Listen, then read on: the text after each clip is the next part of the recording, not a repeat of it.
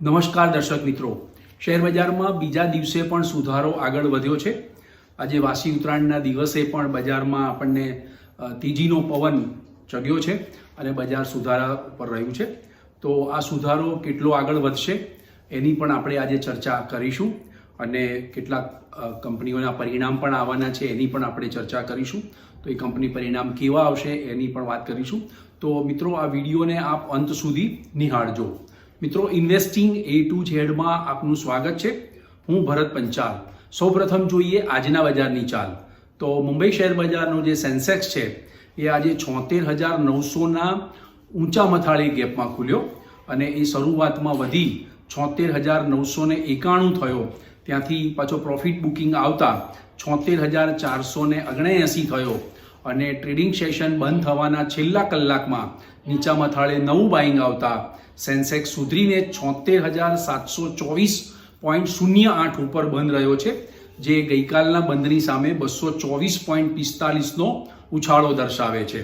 એટલે ગઈકાલે મુંબઈ શેર બજારનો સેન્સેક્સ 170 પોઈન્ટ પ્લસ હતો અને આજે 224 પોઈન્ટ પ્લસ છે। નેશનલ સ્ટોક એક્સચેન્જનો નિફ્ટી ઇન્ડેક્સ 23,250 ખુલ્યો હતો। શરૂમાં વધી 23,293 થયો, ત્યાંથી ઘટી 23,146 થઈ અને ત્યાંથી સુધરી પાછો ટ્રેડિંગ સેશનને અંતે 23,213.20 ઉપર બંધ આવ્યો છે, જે 37.15નો ઉછાળો દર્શાવે છે।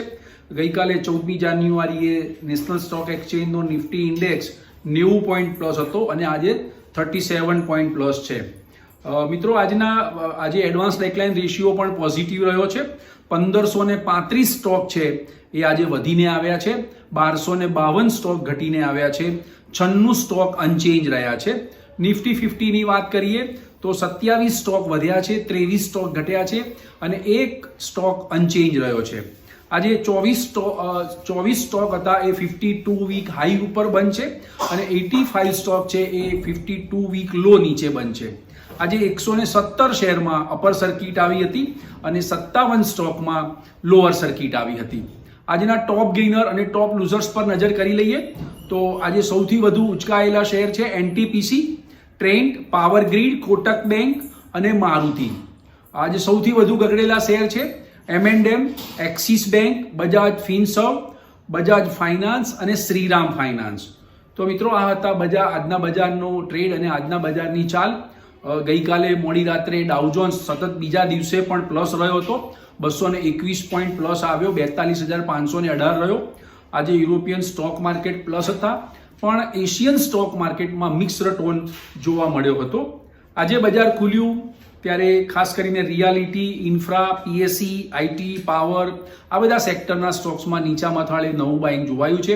ગઈકાલે પણ નીચા મથાળે નવું બાઇંગ જોવાયું હતું, એવી રીતે આજે પણ દરેક ઘટાડે નવું બાઇંગ જોવા મળ્યું છે। મિડ કેપ અને સ્મોલ કેપમાં ગઈકાલે જેટલો કરંટ હતો એટલો જ કરંટ આજે પણ હતો, એટલે મિડ કેપ અને સ્મોલ કેપ ઇન્ડેક્સ પણ આજે પ્લસમાં બંધ આવ્યા છે। મિત્રો, મહત્વની વાત એ છે કે એફઆઈઆઈસ છે એ સતત વેચવાલ રહી છે। 14મી જાન્યુઆરીએ એફઆઈઆઈએ 8,132 કરોડનું નેટ સેલ કર્યું હતું, પણ તેની સામે ડીઆઈઆઈએ 7,901 કરોડનું બાય કર્યું છે। છેલ્લા 10 દિવસની 2025ની સાલ શરૂ થઈ અને છેલ્લા 10 ટ્રેડિંગ સેશન સતત જોઈએ તો એફઆઈઆઈએ 34,382 કરોડનું નેટ સેલ કર્યાના ફિગર આપણને મળી રહ્યા છે। આજે ક્રૂડ અને બ્રેન્ટ ક્રૂડ સામાન્ય સુધર્યા હતા। ડોલર ઇન્ડેક્સ પણ 109 આજુબાજુ 109.50ની આજુબાજુ ટ્રેડ કરતો હતો, પણ ડોલર સામે રૂપિયો આજે સુધરીને આવ્યો છે।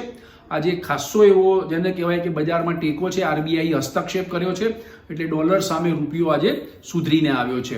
બીજું મહત્વનું અપડેટ એ છે મિત્રો કે સરકારી બેંકો અને નાણાં મંત્રાલય સાથે આજે મોડી સાંજે બેઠક છે અને એમાં ફિનાન્શિયલ ઇન્ક્લુઝિવની સ્કીમ અંગેની સમીક્ષા થવાની છે। બીજું કોર્પોરેટ ન્યૂઝ છે કે એનબીસીસીને 405 કરોડનો ઓર્ડર મળ્યો છે અને એની ઓર્ડર બુક છે એ 1 લાખ કરોડને પાર કરી ગઈ છે। એક આ મહત્વના સમાચાર હતા। તેમજ Q3 નું પરિણામ એક કંપની ઓરિએન્ટલ હોટેલનું આવ્યું છે, એનો નેટ નફો 17 કરોડથી ઘટીને 14 કરોડ આવ્યો છે। બીજું મિત્રો, ગુડ ન્યૂઝ એ છે કે ડિસેમ્બર મહિનાની વેપાર ખાધ એટલે કે ટ્રેડ ડેફિઝિટ ઘટીને $21.94 અબજ થઈ છે, જે નવેમ્બરમાં 32.84 અબજ ડોલર હતી. એટલે એ ભારતીય ઇકોનોમી માટે ખૂબ સારા સમાચાર છે કે ટ્રેડ ડેફિઝિટ ઘટી છે. બીજું મિત્રો, આવતીકાલે રિલાયન્સનું પરિણામ આવવાનું છે. દિગ્ગજ કંપની રિલાયન્સ ઇન્ડસ્ટ્રીઝ, એનું સેન્સેક્સ અને નિફ્ટીમાં પણ ખાસું એવું વેઇટેજ છે. એટલે રિલાયન્સ ઇન્ડસ્ટ્રીઝનું Q3નું પરિણામ આવવાનું છે.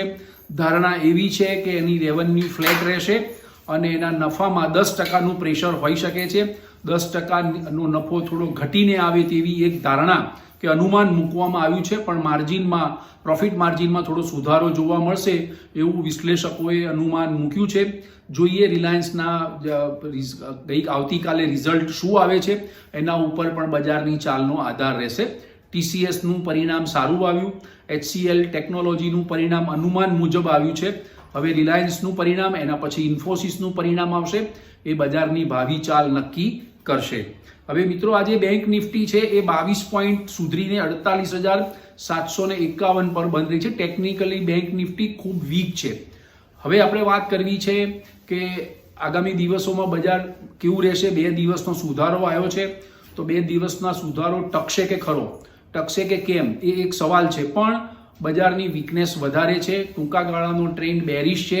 તેમ છતાં પણ બજારમાં ઘણા બધા તેજીના કારણો પણ છે, પણ એની બજાર ઉપર અસર નથી દેખાતી. બજારમાં ભારોભાર અવિશ્વાસનું વાતાવરણ જોવાઈ રહ્યું છે, જેને કારણે આપણને તેજી જોવા મળતી નથી. અને બીજું ખાસ મહત્વનું કે FIIનું સેલિંગ પ્રેશર છે ઇન્ડિયન સ્ટોક માર્કેટમાં. FIIનું સેલિંગ પ્રેશર અટકી જશે તો બજારમાં પાછો સુધારો આગળ વધશે. પણ મિત્રો, ગઈકાલે મેં આપને કહ્યું હતું, જે ગઈકાલે બજાર સુધરીને આવ્યું 14મી જાન્યુઆરી અને ઉત્તરાયણની જે કેન પડી અને બજાર સુધરીને આવ્યું, ત્યારે જ આપણે કહ્યું હતું કે ઘટાડાઓ અટકવાનો સંકેત મળ્યો છે. અને આજે પણ બીજા દિવસે પણ બજાર સુધરીને આવ્યું છે, પણ કન્ફર્મલી આપણે એવું ન કહી શકીએ કે બજાર અહીંથી જ સુધરી જશે.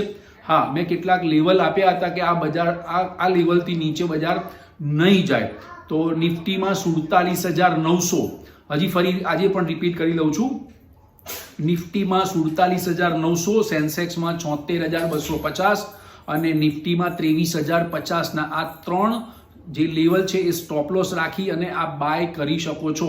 આ 3 લેવલ જો તૂટશે માર્કેટમાં તો માર્કેટ વધુ ઘટી શકે છે અથવા બેરિશ ઝોનમાં ફરીથી એન્ટર થઈ ગયું છે તેમ કહી શકીશું.